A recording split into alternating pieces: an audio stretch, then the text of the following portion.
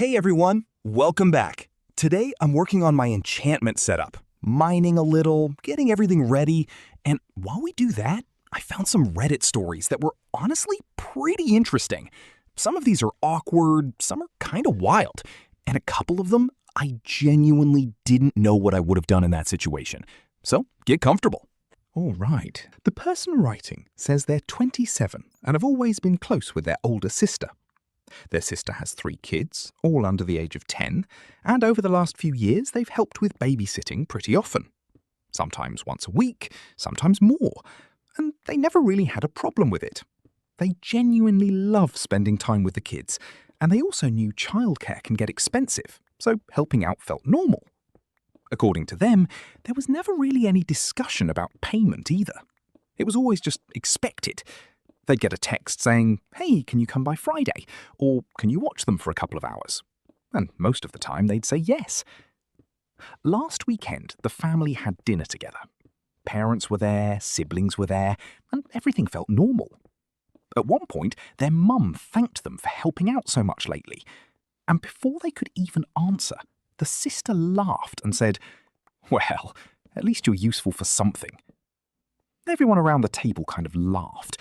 Not in a cruel way exactly, more like one of those awkward moments where people aren't sure how to respond. The person writing said they smiled and let it go because they didn't want to make a scene, but the comment really stuck with them.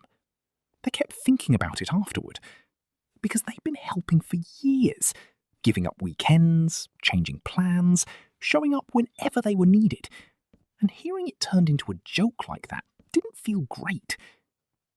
The next morning, the sister texted and asked if they could babysit Friday night. They replied and said, "Sorry, I can't this week." The sister asked why, and they answered honestly. They said the comment at dinner bothered them and they needed some space. The sister immediately responded, saying it was obviously a joke and they were taking it way too seriously. Then their parents got involved. Their mum said she didn't think the comment meant anything. Their dad said family shouldn't keep score over one bad joke. But the person writing said it wasn't really about one sentence. It was the feeling that they'd been doing a lot for a long time and weren't really appreciated. Now everyone's frustrated with them, and they asked Reddit if refusing to babysit made them the bad guy.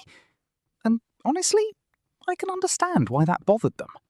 So this person says they work in a pretty competitive office. Nothing overly dramatic, usually. Busy environment, a lot of deadlines, and everyone tends to focus on their own projects. A few weeks ago, their manager gave them a presentation to build for a major client. It ended up being much bigger than expected.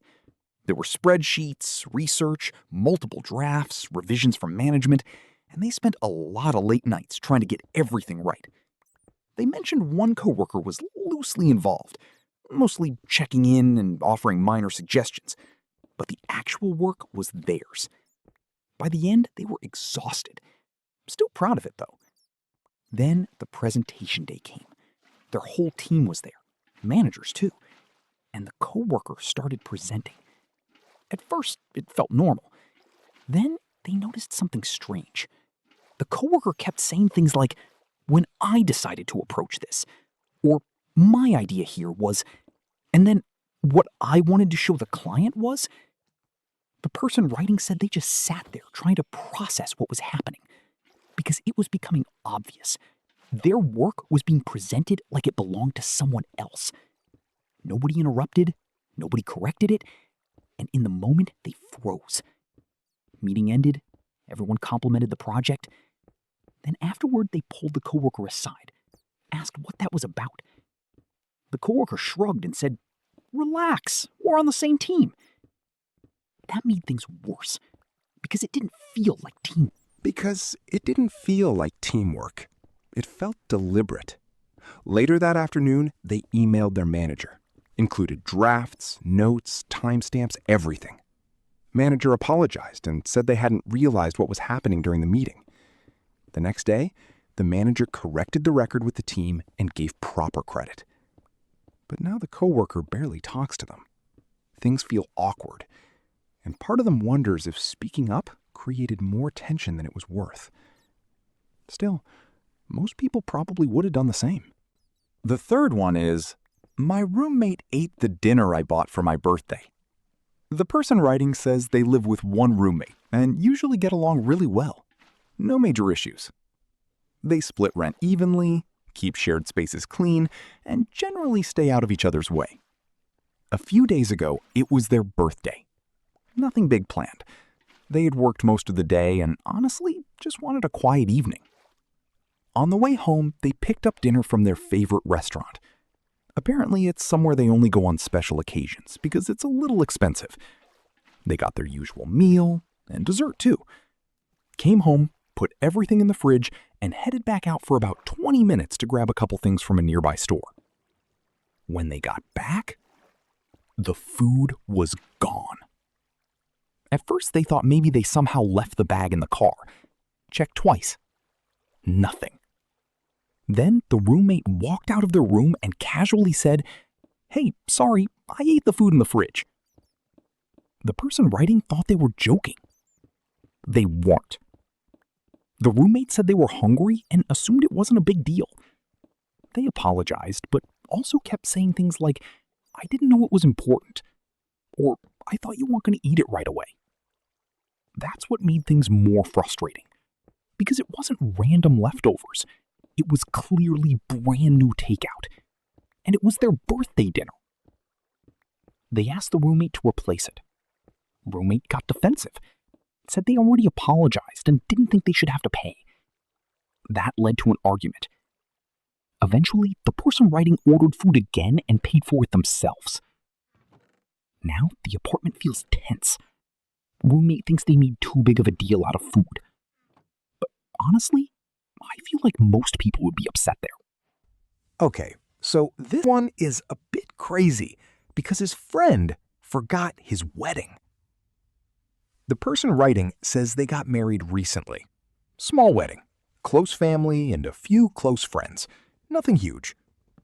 One of the invited guests was someone they'd known for years. Very close friend. The kind of friendship where they talked all the time. The friend got the invitation months in advance. RSVP'd yes, even helped talk through wedding planning at one point. Everything seemed normal. Wedding day comes, everyone arrives, ceremony starts. No friend. They assumed maybe traffic. Reception started. Still nothing. No text, no call. The next morning, still nothing. Then 2 days later, the friend messages. "Oh my God, I completely forgot." The person writing genuinely thought they were joking. They weren't. The friend followed it with, "Why didn't you remind me?" That apparently hit a nerve immediately, because from their point of view, the invitation was the reminder. The RSVP was the reminder. The date had been known for months. They replied saying they were hurt. Friend got defensive, said mistakes happen, and they were making them feel terrible. Now things are awkward. Friend says they didn't miss it on purpose, and obviously that's probably true. But forgetting someone's wedding entirely? That's hard to just ignore. So this one is interesting. My brother sold something from my room. The person writing says they collect retro video games, mostly older consoles, games they grew up with. Over time, they built a pretty nice collection. Nothing outrageous, just something they really care about. A few weekends ago, they were out visiting friends. Gone most of the day. When they got home, they noticed one of their consoles was missing. At first, they thought they misplaced it. Looked everywhere. Then asked their younger brother. Brother admitted he sold it online. Apparently, he wanted money for a concert ticket and figured they wouldn't mind.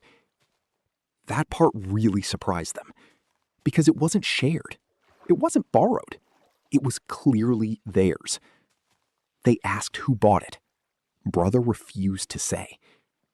Parents stepped in and called it a misunderstanding, told them not to overreact. The person writing ended up tracking the listing down online, contacted the buyer, and bought it back. for more money than it originally sold for. Then asked their brother to repay the difference. Brother said absolutely not. Now the house feels tense. Parents think demanding repayment is going too far. But from their perspective, selling someone else's property isn't exactly a small mistake. So half the video's gone already, and if you've been enjoying it so far, feel free to leave a like. And if you want more Reddit stories while we hang out like this, subscribe if you'd like. Really appreciate it. Anyway, let's jump into the next one. Next one is my neighbor kept complaining about my dog. This person says they've had their golden retriever for about 4 years. Very calm dog, friendly with pretty much everyone. Good with kids, barely barks, and mostly spends his time either sleeping or sitting outside in the yard. They've lived in the same house for a while and never had any issues with neighbors before. A few months ago, someone new moved in next door. At first, everything seemed normal. They introduced themselves, had a short conversation, and that was about it. Then, after a week or two, the complaints started. The first one was about the dog being outside too much. The person writing thought maybe the neighbor was just adjusting and apologized, even though the dog was usually only outside for short periods. A few days later, there was another complaint. This time, the neighbor said the dog kept coming too close to the fence and making them uncomfortable. That confused them because the dog mostly just wandered around the yard or laid in the grass. Then it became barking. The neighbor said the dog was constantly making noise. But according to the person writing, that just wasn't true. They started paying more attention. The dog would be quiet most of the day, then suddenly bark once or twice, and somehow a complaint would follow. They tried to stay polite, didn't want things escalating, but after a while, it started getting frustrating. Then one afternoon, they checked their doorbell camera, mostly because a package had been delivered earlier. While looking through clips, they noticed The neighbor something walked over to the unexpected. fence while the dog was outside, looked around, then hit the wooden fence a few times with their hand. The dog immediately barked, then backed away. A little later, there was another clip. Same thing. The neighbor would wait until the dog was nearby, knock hard on the fence, and then walk away. The person writing watched multiple recordings and realized that had probably been happening for weeks. The next day, they confronted the neighbor, tried to stay calm, just asked why they were doing it. The neighbor immediately denied everything, said they had no idea what they were talking about. Then the person writing pulled out their phone and showed the video. At that point, the neighbor changed tone, started saying they were trying to teach the dog boundaries, and claimed they were helping. That obviously didn't make things better. The person writing told them very clearly not to go near the fence again. Since then, things have been tense. No real conversations, just awkward silence whenever they're both outside. The dog still acts the same, completely calm, which honestly makes the whole thing even stranger. Now they're wondering if confronting the neighbor directly was the right move. But I feel like most people would have done the exact same thing. Okay, so this person says they've always been close with one of their cousins. Grew up together, family holidays, birthdays, all of that. Even as adults, they stayed in touch more than most relatives. A couple years ago, the cousin asked for money for the first time. Said their car broke down unexpectedly and they needed help covering repairs. The person writing didn't hesitate, transferred the money that same day. Their cousin was grateful and promised to pay it back soon. A few months passed. Nothing. They didn't push because they figured things happen. Then another call came. This time, it was rent. The cousin explained they were behind, stressed out, and needed help urgently. Again, they agreed, mostly because they trusted them, and they didn't want them in a bad situation. Another promise was made, another repayment plan. And again, nothing ever came back. Then a third time happened, a utility bill. Same conversation, same promises. The person writing says at that point they started feeling uncomfortable. Not because they didn't want to help, but because every time they brought up repayment, the conversation got vague. There was always another reason, another delay, another explanation. Recently, the cousin reached out again. Apparently, another emergency had come up. They asked for a pretty significant amount, more than the previous times. And this time, the person writing said no. Very politely. They said they cared about them, but couldn't lend more money while the earlier loans were still unpaid. That did not go well. The cousin got upset immediately, said they were abandoning family, said they'd helped before, and didn't understand why things were different now. The person writing explained that things were different because nothing had ever been repaid. That conversation ended badly. Then relatives started texting. Aunts, uncles, even a sibling. Apparently, the cousin told everyone they refused to help during an emergency. Now they feel guilty because obviously they care, and nobody likes saying no when someone sounds desperate. But they also feel frustrated because from their perspective, they already helped multiple times, and every single time they were told repayment was coming. It never did. Now they're asking Reddit if drawing a line makes them selfish. And honestly, at some point, saying no feels completely fair. So this person says they rent a small apartment and have been there about a year. Overall, it's been pretty good. Quiet building, close to work, no major issues. And until recently, they'd actually gotten along fine with the landlord. A few days ago, they came home from work in the evening. As soon as they walked in, something felt off. Nothing dramatic, just one of those weird moments where you notice something's different. A kitchen cabinet door was open. They were pretty sure they hadn't left it that way. Then they noticed a maintenance slip sitting on the counter. It said the landlord had entered earlier that afternoon to inspect a pipe under the sink.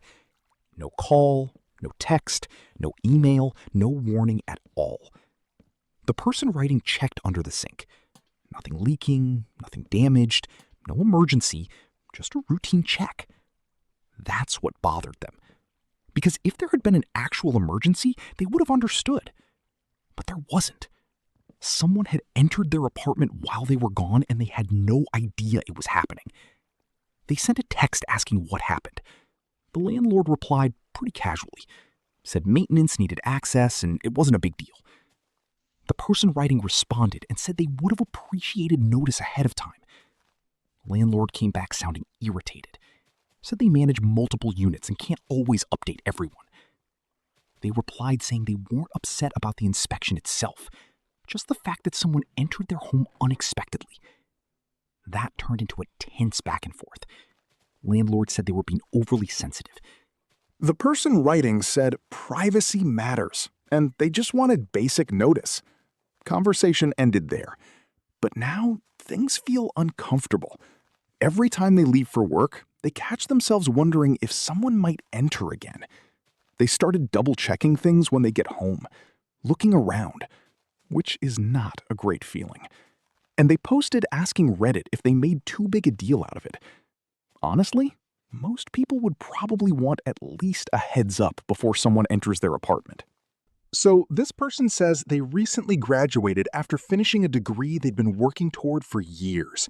And according to them, getting there was not easy. They had started school later than some of their friends.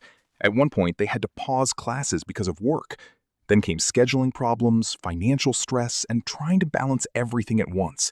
There were multiple times where they seriously considered giving up. A few semesters were especially rough, working during the day, studying late at night, and trying to keep up with deadlines. They said there were moments where finishing didn't even feel realistic anymore. So, when graduation finally happened, it meant a lot. Not just because of the degree itself, but because it represented years of effort and finally getting through something that felt impossible at times. Their parents knew how important it was and offered to host a small graduation dinner at their house that weekend. Nothing huge, just close family, a couple relatives, and a few friends. The person writing was excited. They picked out what they wanted to wear, brought graduation photos, even chose a dessert they liked. The whole thing felt simple but meaningful. People started arriving. Family members congratulated them. A few relatives asked about future plans. Someone made a toast. They opened cards and took pictures with their cap and diploma. The person writing said it felt really nice. Not because they needed attention or anything, just because after all those years, It was nice having one evening where people acknowledged everything they worked for. Their older sister was there too, and throughout dinner, everything seemed normal. She was talking, laughing, helping bring food out. Nothing unusual. Then halfway through dinner, she stood up and tapped her glass. Everyone quieted down. The person writing assumed she was about to say something related to graduation, maybe a congratulations or a quick speech. Instead, she smiled and said she had news, then announced she was pregnant. Immediately, the entire room changed. People stood up, their mom got emotional instantly, their dad hugged her, relatives started asking questions all at once. How far along are you? When did you find out? Do you know if it's a boy or girl? Friends started congratulating her. Phones came out. More photos started happening. And from that point on, the graduation party pretty much stopped being about graduation. Conversation stayed focused on the pregnancy the rest of the evening.